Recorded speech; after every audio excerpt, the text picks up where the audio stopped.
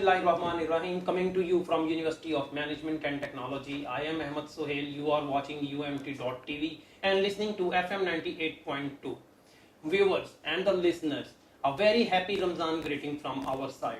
A very warm welcome after a very long span of time. Actually, me and the Mr. Asad Ullah Sahab both were busy in their daily routines and we could not find a time for you. And for this, please accept our apologies. Sir, welcome to the show. Thank you very much. Sir, how are you, sir? I'm fine, thank you. And very happy Ramzan greetings, sir. Thank you. Wish you the same. Happy Ramzan. And sir, to you and to UMT. all the psychologists, all the physiologists are agreed upon a certain point that fasting is very good for your health. Indeed. But at the same time, do you agree with the concept that Ramzan is equally important for the personal development and for the professional development? I do. Sir, how? Well, it is a lesson in spirituality, which is gaining more and more enthusiasts as time passes. Secondly, it's a renewal of body and soul. Your cells, your fat cells especially, are replaced. When you're not eating throughout the day, you see, when you're hungry, then your fat cells start burning and start being consumed and being replaced by new ones. Then it's a voyage of self-discovery of your endurance, how much you can take, and you discover that you thought that it's going to be a very tough day, but you've managed to pull through, and the next day becomes easier, and by the end of Ramzan you start taking just as something quite normal, and so gives you self-confidence that you can stay hungry and thirsty for a whole day, 15 hours or 16 hours or whatever the duration of the fast is. So and it gives you time when you're not indulging in so many activities which you otherwise would. You see, it gives you time for talking to yourself and being with yourself, which is becoming something rarer and rarer with the vicissitudes and the pulls of and commitments of modern life. So, and it's 1 month in a year where you rediscover yourself and prepare for the next. Sir, we all have the personal lives, we all have the professional lives. Sometimes, the month of Ramadan, as there is, sizzling hot days we are observing.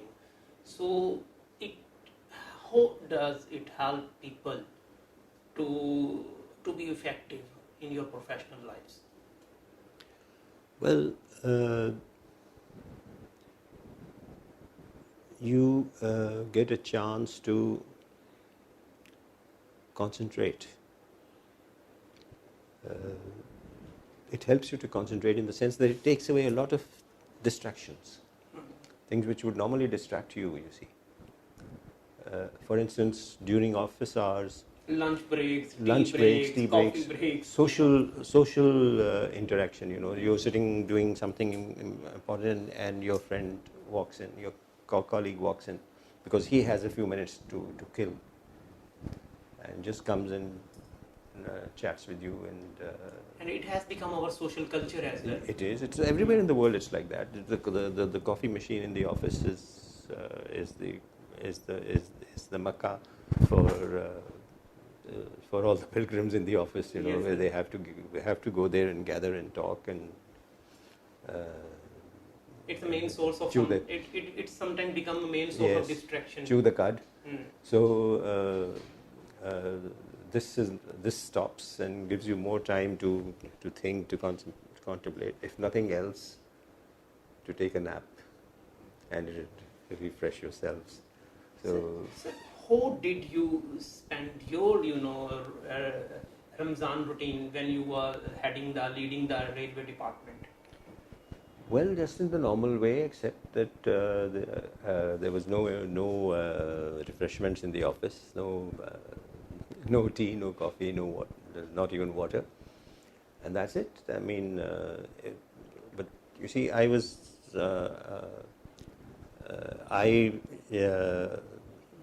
fasting myself, but some of my friends were not, and they were welcome to come to my room, and if they liked, they said they would be served tea or coffee or cold drink, and in front of me, I wouldn't mind. I mean, it's a test of my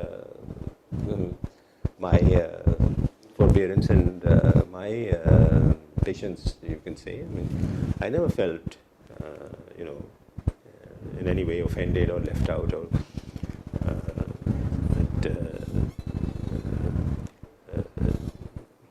Ramzan का तक़द्दुस जो है वो पामाल कर दिया गया है, वो things like that. Not at all. If somebody is not fasting, he's not fasting. I'm fasting, so what? My fast is not such a fragile thing that somebody is having a glass of water in front of me. It's going to offend me, or it's going to offend God Almighty. No, I don't believe that. So fasting is very personal matter. When I took my CSS exam, I was fasting. Okay. I broke my fast in the examination hall. During the examinations? Yes. Four of my papers were in the afternoon session. It was winter. Okay. It was November, end November in fact.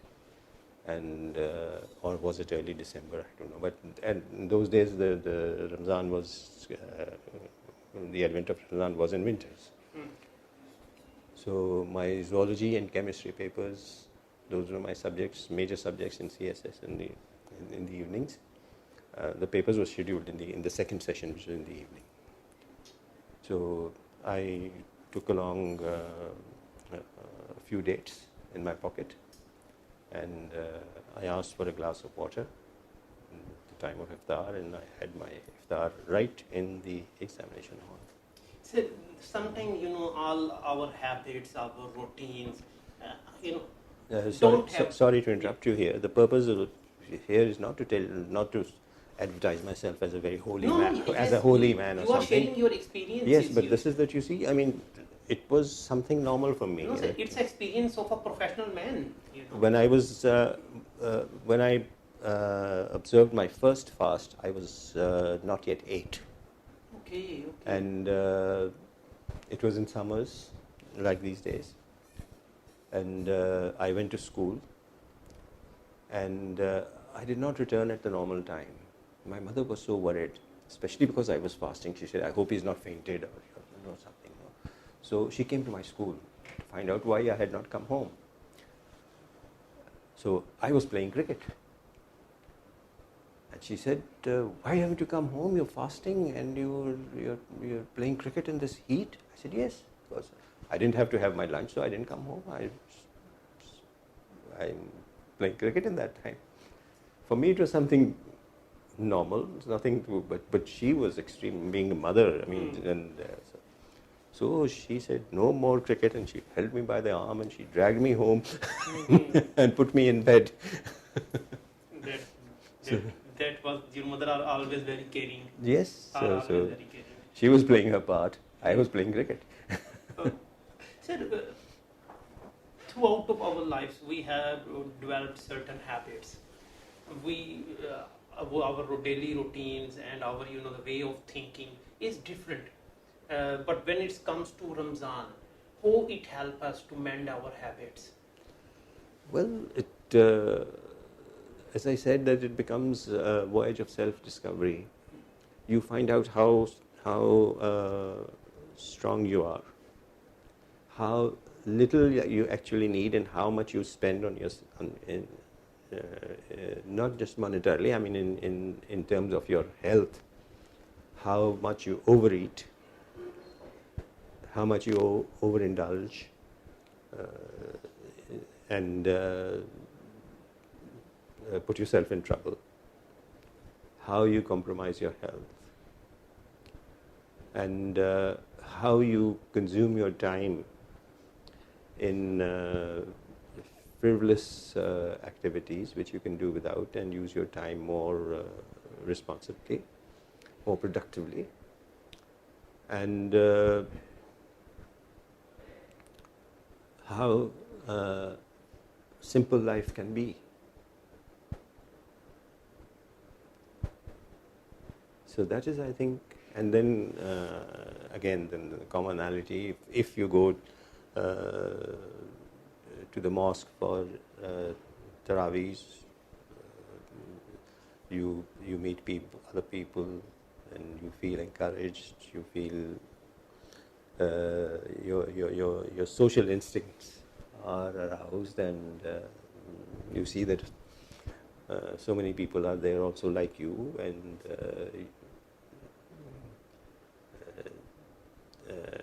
it gives you a sense of community and commonality. So overall, I think it is a wonderful experience. So, it even tests your patience, you see. If normally you would get angry at someone and you would shout, or probably, or be provoked, but when you're fasting, you say, "Oh, I'm fasting. I can't." Can fasting bring happiness in our lives as well during If Ramadan? you allow it to. Happiness is not something that is external. Happiness comes from within. It's when you allow yourself to be happy, you will be happy. Whether it's Ramzan or no Ramzan, whether it's raining fire, or it's sprouting springs of hot water around you, you're boiling in hot water or whatever, but happiness comes from within you. It's not, these things are only instigators. You see, they're only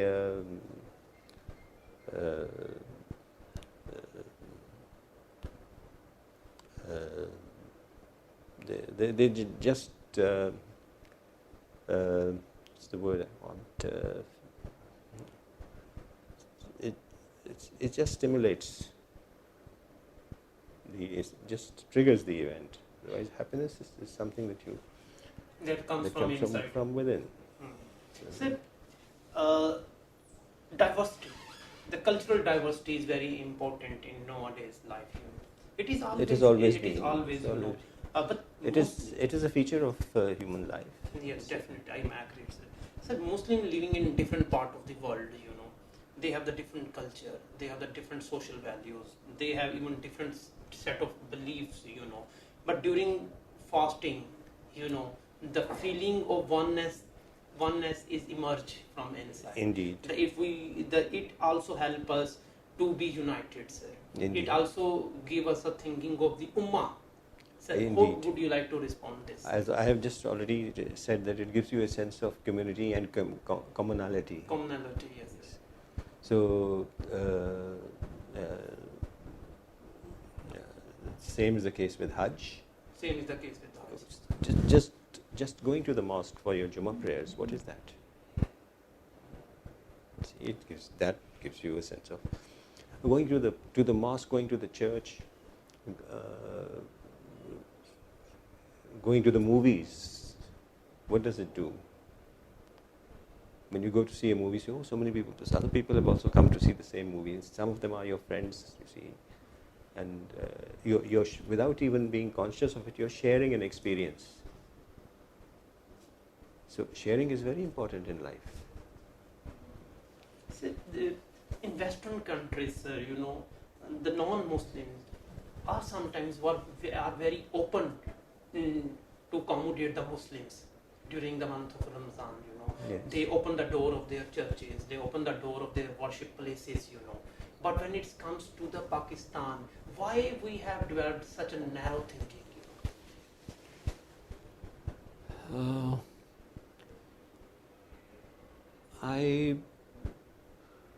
During the time of the Prophet also allowed the Jews and the Christians to offer their worships in mosques. I think it is mainly ignorance. It is misplaced enthusiasm, and it's the holier than thou attitude. All these combine together to cause this. I narrated my own experience in one of the earlier programs.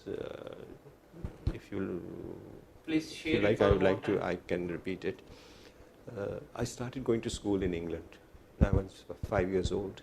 So when you're 5 years old, you have to start going to school. If you don't, they come and catch your parents and you don't know about the belief system of the world. Indeed. So, I did know that I'm a Muslim, yes, and most of the people around me are either Christians or Jews or other beliefs. Hindus, very few Hindus were there, just 2 or 3. But otherwise, we were all mainly Christians and Jews and non-Muslims. And we changed our residence. We went to a new residence, and we had to go to a new school. And one day my headmistress called me and she said, Asad, could you please ask your father or mother, whoever comes to take you back from home, to take you back home from school, to come and see me please for a few minutes. I said, fine. That day my father had came to take me. So I told him that Mrs. Berg wants to see you. So he went and she said, doctor, if you permit, and if you so desire, we can excuse Asad from attending the divinity classes, their religious classes, yes, the divinity classes, since you come from a different faith altogether. So we can arrange that for you. So my father said, most certainly not. Asad is going to learn about Islam all his life. But this is an excellent opportunity for him to know about another religion. And I would certainly not like him to miss those classes. I want him to attend them and know and learn about Christianity. This is an excellent opportunity for him to learn Christianity, and certainly not even I'm going to know about the other faith. Yes. And knowing about the other faith is going to enhance his belief in his own faith. It is not going to weaken your belief system. Rather, it can strengthen your yes. belief system. How is Islam different from other religions? And what things are the common? What are the commonalities, and how is it different from other? How does it teach you to behave with people from other religions? What are the similarities and what are the dissimilarities, and why there are the dissimilarities and why there are the similarities? About Christianity and about Judaism and about other religions. And it was indeed a unique opportunity. Opportunity indeed. In the same vein, I would say that we were told that whenever we are to go to a friend's birthday party or some other social event, this is what we are supposed to eat and this is what we are not supposed to eat, because this is halal and this is not halal, and as a Muslim we will only eat halal. So when my sister and we were invited to our friends' birthday parties, we would go and we would ask, is this halal? And they say, what is halal? So we tell them what is halal. And we'll say, okay, we'll have this, but we won't have this. We won't have ham sandwiches. But if there are any fish sandwiches, yes, we can take them. Similarly, if there's something that is kosher, we can take it. Kosher is the Jewish system of food, you see, which they also believe in zabiha the way we believe in zabiha. So, and the next day, you see, when my mother would come to take me back from school, our last day's hostess would ask my mother, yesterday Asad was saying that, he was talking about halal and he was not eating certain things. And what is this? My mother would explain to them, we as Muslims, this is what we do, this is what is allowed to us, and this is what is not allowed to us. So, fasting is not confined only to Muslim Ummah. Other religions, Yes. for example, the Jews and in Christianity, fasting is also a part of their faith. Yes, yes. So we find that there are more things common, as the Muslim man can marry to the to all those who belong, People of the book. People of the book. Ahlul Kitab. So they have their belief in Allah or in God or in oneness of the creator of the world.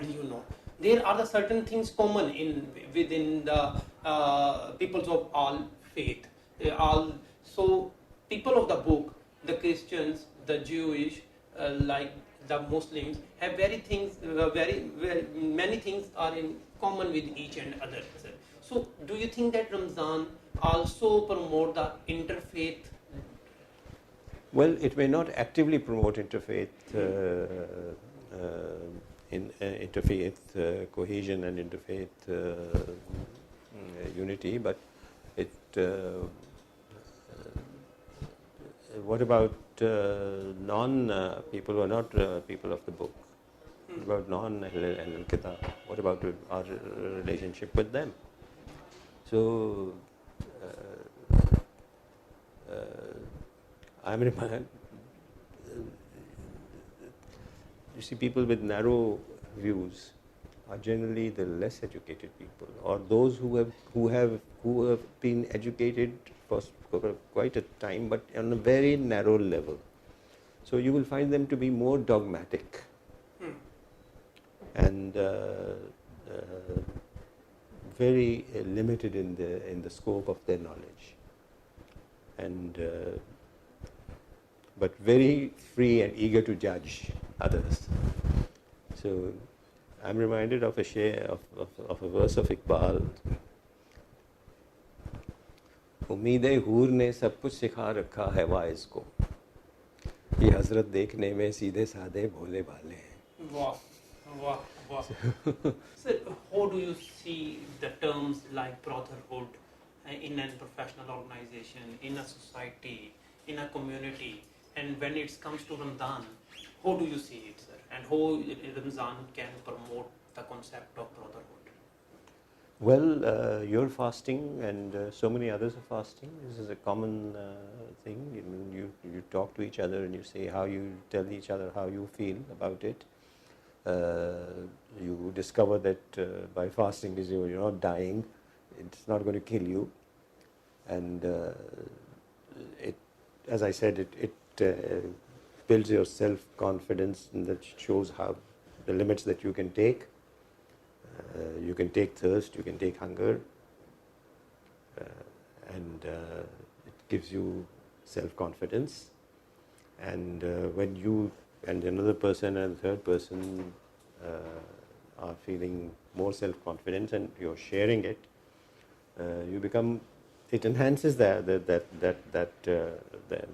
feeling within you. And of course, it is a month of barakat, and not just for you and me, but for everyone. And it's a whole atmosphere of barakat.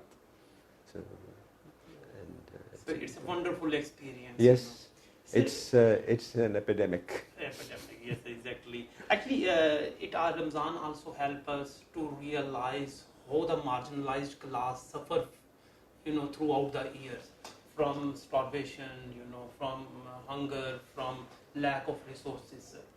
Well, yes, but I think we don't have to. If we are socially aware people, which we're supposed to be, if we're educated, we are also supposed to be socially aware. And if education has not made us socially aware, then it's no education. So as educated people, as socially responsible people, we don't have to have Ramzan for this purpose. So Ramzan is there for maybe for exercising more of this this social responsibility. But we don't have to wait for Ramzan. For instance, people keep their zakat back whole year round to give it in Ramzan. Why? Not because the people's needs are aroused in Ramzan, no, but because of their own reason that Ramzan mein zyada sawab milega. Sir, you raised a very good point, sir. So, I don't fast for sawab. Yes, sir. People's needs are not only bound to Ramzan. You know, some poor people have the need to get their sister or the daughter married. You know, in the month of Shaban, in the month of Shawwal, in the month any time in the year other than Ramzan, yes. And in fact, very few marriages take place in Ramzan. Yes, people used to avoid it. Sir. Yes. So, although I think if it is, you see, if it is done in Ramzan, if this need pinches you, if you see, if your resource need pinches you, then it's better to have it in Ramzan because you'll be spending less and having more of barakah. Yes. Sir, the last question for today.